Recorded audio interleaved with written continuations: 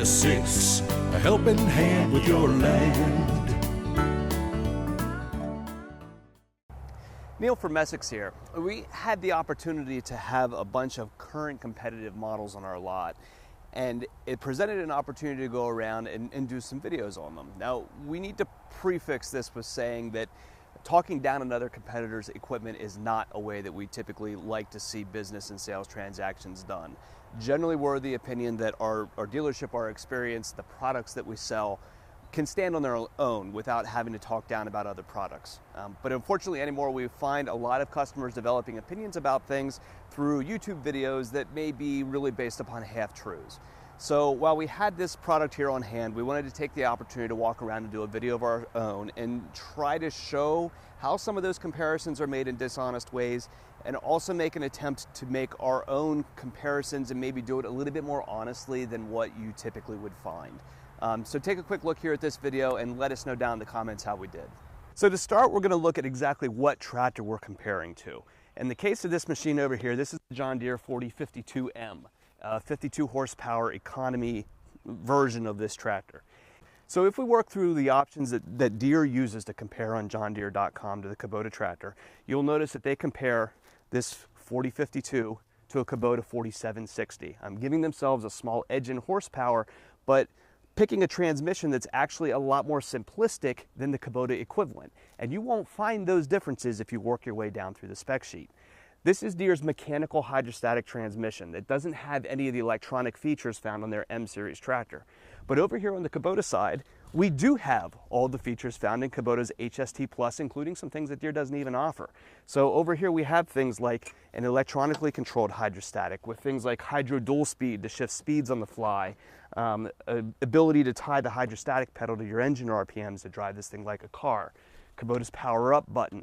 All these are features that are found on this tractor, but if you work your way through the competitive comparison, you'll find they're all completely absent from any information that Deere is going to present to you. They simply pick this tractor because it's a little bit less capable and a little bit smaller machine by the numbers, but he outclasses the machine as far as features go. So when we're comparing on features, Deere will pick a more economy-oriented tractor. And one of the things they're always very keen to point out and keen to fluff up is their plastic hoods. One of the interesting things that you'll find on this plastic hood is if you go through the owner's manual, their own owner's manual, you'll find references that you should only clean this plastic hood with a soft, damp cloth as to not scratch it. You know, they're quick to show you that it can be beat on by all kinds of things, which frankly is probably true out of the gate. But one thing that we'll notice with these plastics is that the tractors start to age, the plastics become brittle. And rather than being bouncy, they start to become brittle and break. And that's something that won't happen on a metal hood as it ages. You know, yes, can metal rust? Absolutely. Couldn't tell you the last time I saw one of these rusting, but yeah, it could.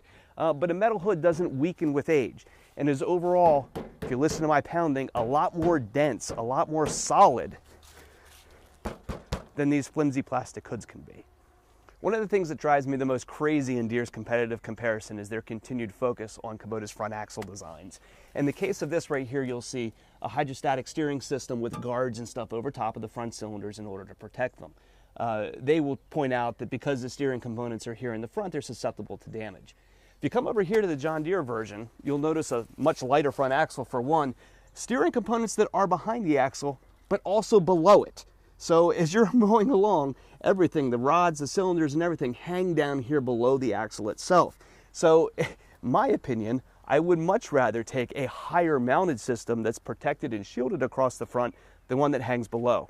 Deere also uses a lot of half-truths when it comes to their comparisons and the amount of service that's required on their tractor versus the Kubota. The most blatant that we were able to find is the comparison of the number of grease zerks. When they're going through the video, they point out they've got 4 compared to Kubota's 17. The only way that we can figure they came up with that number is by comparing their tractor without a loader to a Kubota with one, because most of the grease zerks are found on the loader.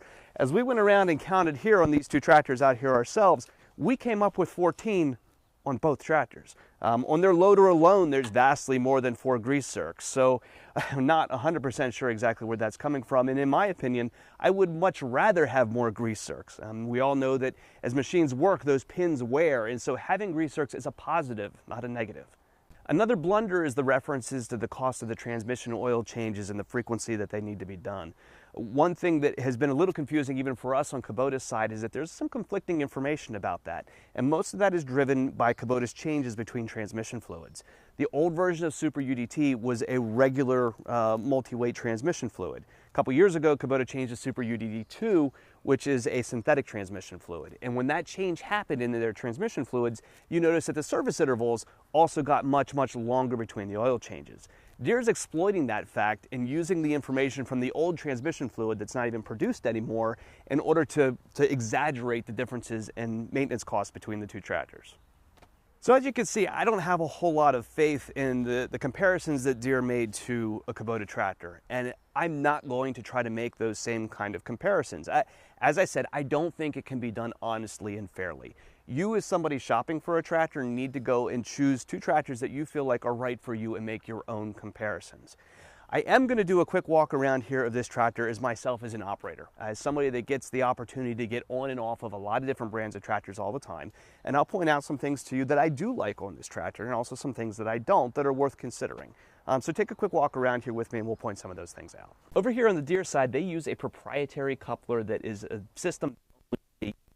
Another thing that I'm not wild about is just the simple mechanics of this. Rather having a lever to reach, to lift and release the bucket, you have to go down here to the bottom and flip one of these cotter pins off in order to drop the bottom of the bucket out.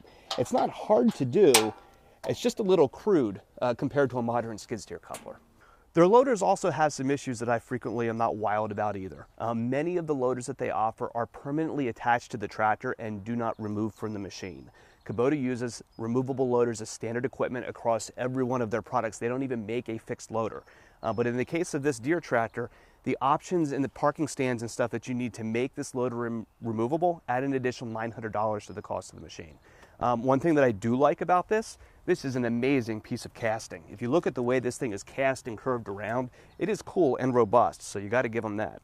Another concern that I frequently have with Deere tractors is the way that they choose to route their hydraulic lines and where they will place their loader couplers at.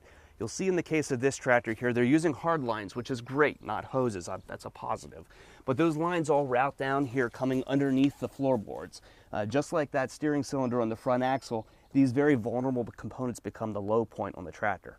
Now, to be fair, if we go over here and look at a Kubota, there's two different places where Kubota will put their valves and two different, routings of the hoses. You'll see that the valve is kept up here on the post with all the hoses in the routing up here tight against the loader and coming off the manifold down here at the bottom. There's none of the loader hydraulics really hanging down here below the tractor. A Grand L60 series is exactly the same way. The couplers are up here and all the routing for those pieces stays in the high parts of the tractor rather than being down below. Deere does an excellent job at marketing. Absolutely, bar none, the best tractor company in the industry. They are experts at giving funny names to everyday things. One of those funny names is the iMatch hitch. This is nothing more than a universal 3-point quick hitch that has existed for years, but nobody has really marketed it in the way that Deere has. Many companies put a big focus on getting these quick hitches on the back of their tractors because the expectation is then, because this hitch is here, that you'll also buy the branded implements to match it. This is nothing special, right? There are hitches like this from about dozens of companies. This standard for the iMatch is actually an SAE standard, but it's a standard that's not followed very well within the industry. So if you have one of these quick hitches, you should be prepared for maybe 2/3 of your implements actually being able to hook up to this hitch.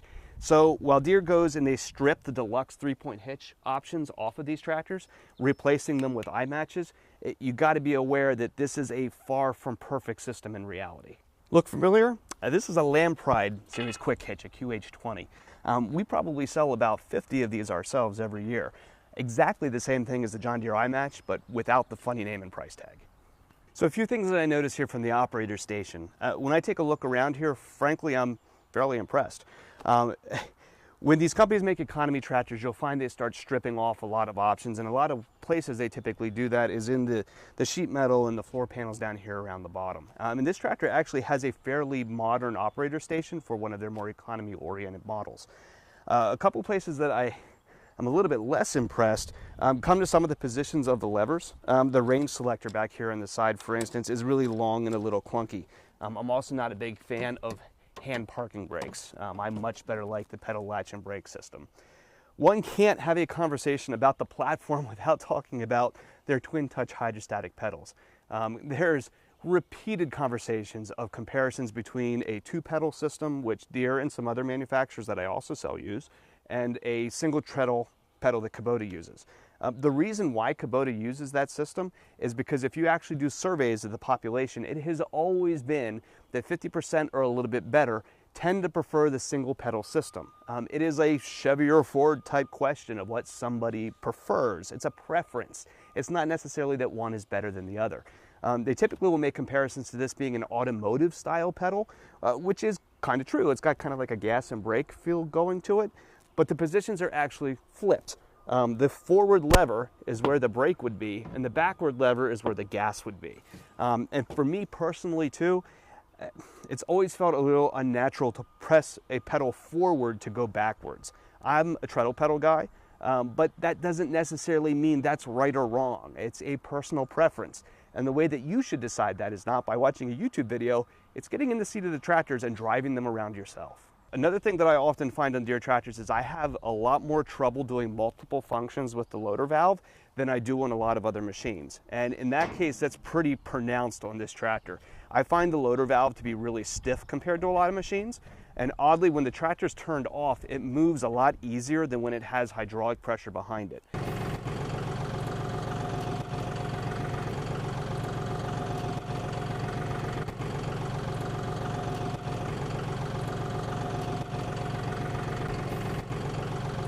So is the John Deere 4052M a terrible tractor? No. Should you absolutely run out and buy a Kubota instead? No. Frankly, this isn't the right way in order to buy a tractor, right? In my experience, as a dealer myself, a lot of your experience with owning a tractor has a lot to do with the dealership that you decide to buy it from. A good dealer who can provide good support, who knows their product, is going to give you a much better experience than one who doesn't. So rather than comparing specs in Excel and watching videos on YouTube, the right way to buy a tractor is to go out to a couple local dealers, get the keys to many of the machines and go drive them. Find a salesman who you trust and seems knowledgeable that can put you into the right machine for your application. Application has a huge importance in this stuff, and saying that this machine compares to this machine, it really often isn't that simple. It really is all about the job that you have at hand. So get out, get some keys, visit some dealerships, and find somebody who knows these products well that can put you into the right one and ensure that you have a good ownership experience. So if we can help you through this process, give us a call at Messick's. We're available at 800-222-3373 or online at messick's.com.